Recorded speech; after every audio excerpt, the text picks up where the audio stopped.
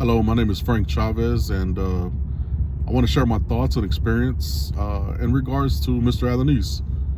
I met Mr. Alanis through one of the Kip Houston schools. He was a counselor for my son Xavier. Um, he just worked very closely with Xavier throughout the beginning and as well as through the end of the year. And for one things I want to point out is just the support that I've had from Mr. Alanis. It was just very phenomenal. The open line of communication, the feedback, just giving all around guidance with my son. Xavier is he's a really special kid.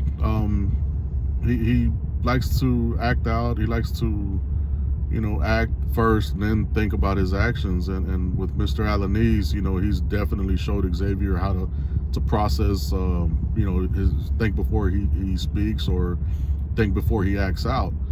My son is a physical kid, and not in a bad way, but with Mr. Alanis has shown him, hey, think about your actions, think about the consequences, reach out to teachers, things of that matter. And from the beginning to the end of the school year, I've seen that Xavier has changed drastically, and it's for the best. I know there's times where Xavier came home and stated, "Hey, Dad, a kid pushed me, but I went ahead and just walked away." So definitely, I give a lot of credit to Mr. Alanis, with him being Xavier's counselor.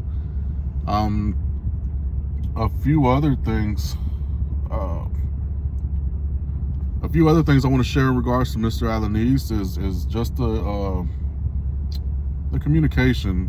Like I said, it was just always been great.